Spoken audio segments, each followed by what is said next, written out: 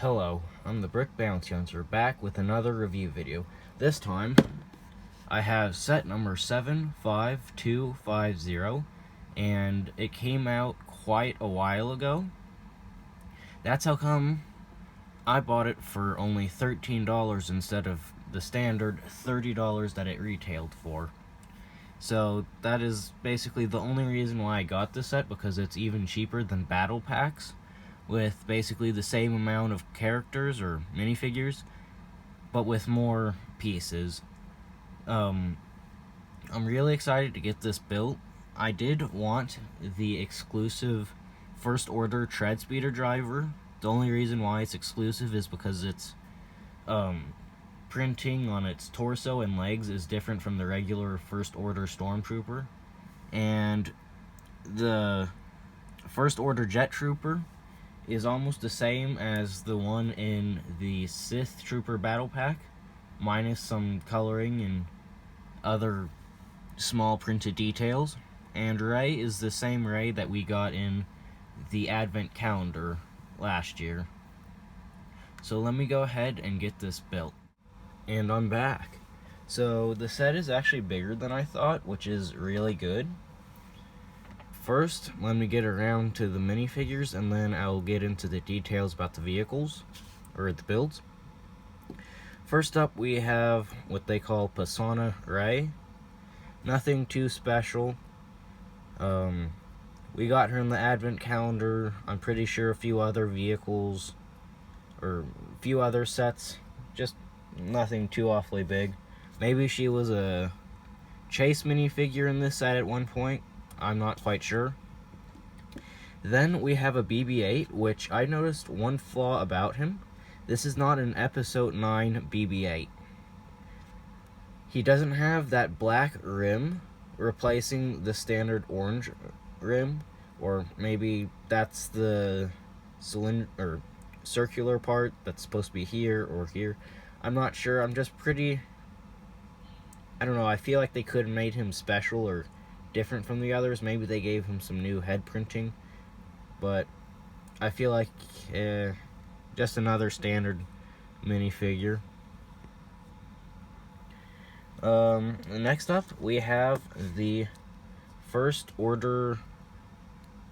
Let me read the box. First Order Jet Trooper. I thought at one point they were First Order Jump Troopers or something like that, like as if they were supposed to jump out of a moving vehicle or something, which he does do in the movie.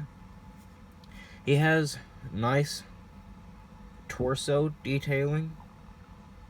I want to translate what those words are. I wouldn't doubt that those are like in Sith or New Republic. I'm not quite sure. I also want to know what that symbol means. So if any of you actually looked it up at one point or know what it means, feel free to comment down below. And then his back is, I believe it's different from the First Order, or the Final Order Sith Jet Troopers, which are red, and I noticed something about them. They have vertical stripes printed down, and this one has this small weird detailing right there. I'm not quite sure what it's supposed to be.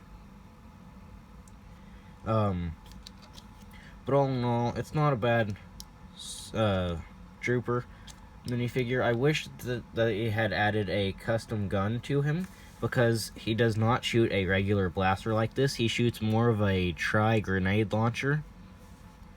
So that would have been interesting to see in LEGO for the first time, but LEGO doesn't do that. I mean, I'm not too sour about it. It doesn't turn me away from the set. Next up is the First Order Tread Speeder driver. So that must mean that this is called a tread speeder, for any of you who didn't know that, just like me.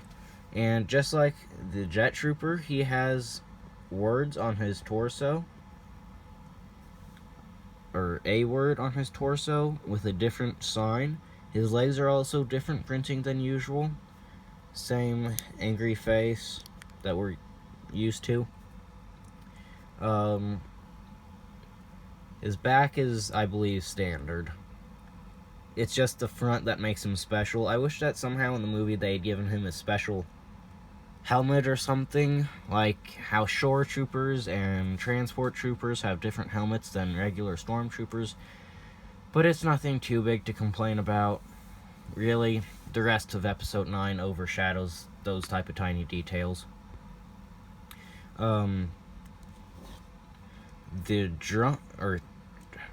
The tread speeder, mostly called that because of the tread, is actually bigger than I expected. I wish somehow that the tread itself was slanted from the vehicle, because if you notice, whenever the vehicle is driven in the movie, it's at a slight slant, almost like this, and then it'll pop up and the jet trooper will fly off.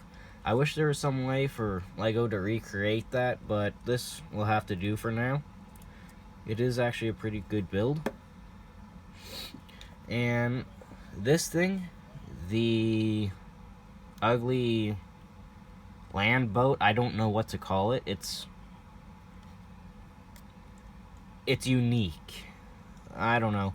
It has some small detailing, like the wires and stuff. This actually looks bigger than I expected, because you kind of expect it to be a little lower for a minifigure. It has the railing. You can take this little shop building here, or little shop stand, and attach it to certain parts, I believe, such as this right here. There we go. It fits in right there. And then the other container can fit in nicely. It just fits in there, and that actually locks in place, unlike this one that, I suppose it locks in place. But that's what it looks like fully bulked out. The stand itself you can use in mocks if you're making a small city, or I don't know. It's a nice little, I don't know what you want to call those. That's not really any big concern of the set. This has nice studs not on top, aka snot method, method. The wings are, it's all pretty detailed and accurate to the movie itself. I have nothing really else to say about it. I just don't think the red should be that red. It should be the more maroon color. Can I find it anywhere on here? But like the darker red that has been used in past sets. But I suppose that this glaring hot rod red is fine. Race car red. So that's all for this review. Tune in next time. Thank you for watching. I'm the Brick Bounty Hunter, out.